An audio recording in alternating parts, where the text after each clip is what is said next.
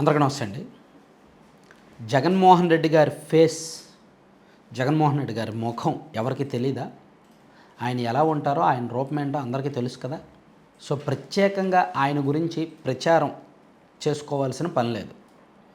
లేదు రాజకీయ నాయకులు కదా, ఆ మాత్రం ప్రచార పిచ్చి ఉంటుంది, ప్రచారం చేసుకోవడంలో తప్పు లేదు, చంద్రబాబు గారు కూడా ప్రచారం చేసుకుంటారు కదా అనుకోవచ్చు. ఎస్, నరేంద్ర మోదీ గారికి ప్రచార పిచ్చి ఉంటుంది, చంద్రబాబు నాయుడు గారికి ప్రచార పిచ్చి ఉంటుంది, జగన్మోహన్ రెడ్డి గారికి ప్రచార పిచ్చి ఉంటుంది, ఉండొచ్చు.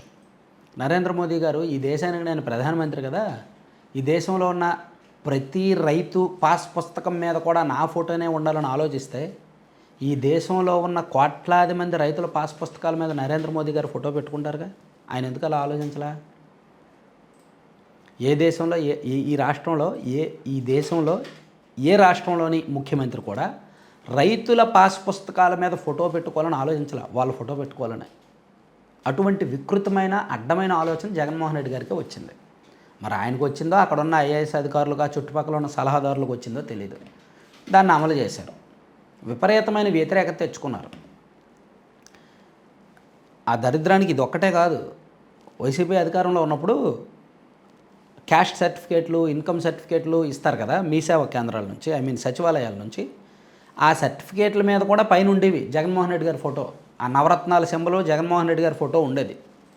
దానికి ఆ క్యాస్ట్ ఇన్కమ్ సర్టిఫికేట్లు పట్టుకొని పాప పిల్లలు ఆర్మీ ర్యాలీకి, సెంట్రల్ గవర్నమెంట్ జాబ్స్కి, సెంట్రల్ గవర్నమెంట్ ఇన్స్టిట్యూషన్స్కి వెళ్ళినప్పుడు యాక్సెప్ట్ చేసేవాళ్ళు కాదు. బాబు మీ గవర్నమెంట్ ముద్ర ఉండాలి, మీ సీఎం గారు ఫోటో ఉంటే మేము యాక్సెప్ట్ చేయము అనేవాళ్ళు. దానికి మళ్ళీ వీళ్ళు వెనక్కి వచ్చి ఈ ఫోటో మీద కాదు, మాకు గవర్నమెంట్ సింబల్ ఉన్న ఫోటో మీద ఇవ్వండి అని అడిగితే అప్పుడు ఇచ్చేవాళ్ళు. అలా కొంతమందికి ఇచ్చేవాళ్ళు కాదు, లేట్ అయ్యేది. సో ఇక్కడ ఎవరికి ఇలా రానటువంటి వికృతమైన అడ్డమైన ఆలోచన వచ్చింది. సరే, అధికారంలో ఉన్నారు కాబట్టి 5 ఏళ్ళు అమలు చేశారు. దాన్ని ఓడిపోయిన తర్వాత కూడా దాన్ని సమర్థించుకోవడం ఉందో చూసారా, అది మీ పార్టీ వైసీపీకి పట్టిన కర్మ. గెలిస్తే సమర్థించుకోవచ్చు. అరే మేము రైతుల పాస్ పుస్తకాల మీద జగన్మోహన్ రెడ్డి గారు ఫోటో వేసినా రైతులు మాకు ఓట్లు వేశారు అని సమర్థించుకోవచ్చు, భుజాలు చర్చుకోవచ్చు. అయినా ఓడిపోయిన తర్వాత కూడా ఆ ఆలోచన సమర్థించుకుంటున్నారు కదా, అది ఆ వైసీపీకి పట్టిన కర్మ. అదే వాళ్ళు చేసిన తప్పులు ఒప్పుకోకపోవడమే ఆ పార్టీకి పట్టిన కర్మ. అలా చెప్పిన వాడిని టీడీపీ వాడనో అదనో ఇదనో అనుకోవడం మరో కర్మ. దాన్ని ఎవరు బాగు చేయలేరు కూడా. అసలు జగన్మోహన్ రెడ్డి గారి ఫోటో రైతుల పాస్ పుస్తకాలు వేయడం ఏంటి? దానికి ఏదో నిన్న మొన్న సాక్షి డిబేట్లో ఒకటి చెప్పారు, ఒక లాజిక్.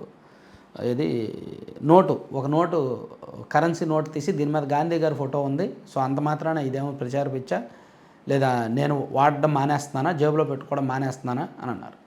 దానికి దీనికి సంబంధం ఏంటి? కరెన్సీ నోట్లు ఈరోజు ఉంటాయి, రేపు పోతాయి. మళ్ళీ సాయంత్రం ఏదో షాప్కి ఇస్తాం, వెళ్ళిపోద్ది. 20 రూపాయలు శాశ్వతంగా జేబులో ఉండదుగా, ఏదో దానికి ఖర్చు పెడతారుగా కరెన్సీ నోట్లు, లేదా బ్యాంకులో వేసుకుంటారుగా. కానీ పాస్ పుస్తకాలు అలా కాదు కదా, అవి ఇళ్లల్లోనే ఉంటాయి, ఇళ్లల్లోనే ఉంచుతారు. అది రైతు ఆస్తి అది. సో దాన్ని రైతు అపురూపంగా చూసుకుంటాడు. అది అంటే ఏమాత్రం ఆమోదయోగ్యం కాదు.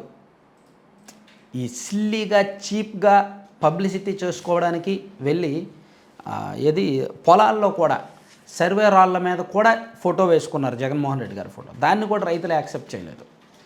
సో ఇవి రైతులు ఒప్పుకోలేదు, జనం ఒప్పుకోలేదు, తిరస్కరించారు అంటే మీరు తలదించుకోవాలి. తలదించుకోవాల్సిన సందర్భం.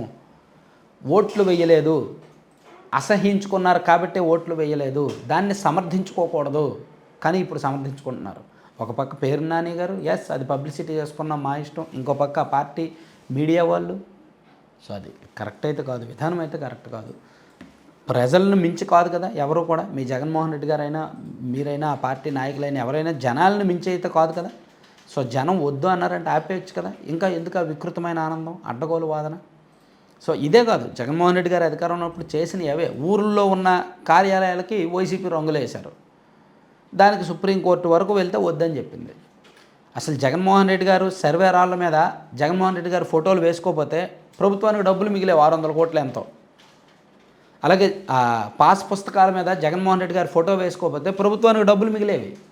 ఇప్పుడు ఆయన ఫోటో వేసుకున్నారు కాబట్టి ఈ ప్రభుత్వం వచ్చాక ఆ ఫోటో తీసేసి శాశ్వత ఆంధ్రప్రదేశ్ ప్రభుత్వ చిహ్నంతో ఉన్న రాజముద్రతో ఉన్న పాస్ పుస్తకాలు ఇస్తోంది. ఒకవేళ భవిష్యత్తులో జగన్మోహన్ రెడ్డి గారు వచ్చినా ఇంకెవరో రాష్ట్రానికి ముఖ్యమంత్రి అయినా ఇప్పుడు ఈ గవర్నమెంట్ ఇచ్చిన పాస్ పుస్తకాలు చెల్లుతాయి. కానీ జగన్మోహన్ రెడ్డి గారు శాశ్వతం కాదు కదా. ఆంధ్రప్రదేశ్ ప్రభుత్వం అనేది శాశ్వతం, ఆంధ్రప్రదేశ్ రాష్ట్రం అనేది శాశ్వతం. జగన్మోహన్ రెడ్డి అనే వ్యక్తి శాశ్వతం కాదు. కాబట్టి పాస్ పుస్తకాల మీద ఆయన ఫోటో వేయకూడదు, రాష్ట్ర సింబల్ వేయాలి. ఈ ప్రభుత్వం అదే చేస్తోంది. దీనికి ఇంకా అడ్డగోలు వాదన, అడ్డగోలు సమర్థన, పనికిమాలిన లాజిక్లు అవి. అందుకే ఆ పార్టీకి పట్టిన దరిద్రం, ఆ పార్టీకి పట్టిన కర్మ అదేనమాట. అందుకే ఎవరో ఏం చెప్పినా సరే అలా ఉంటుంది.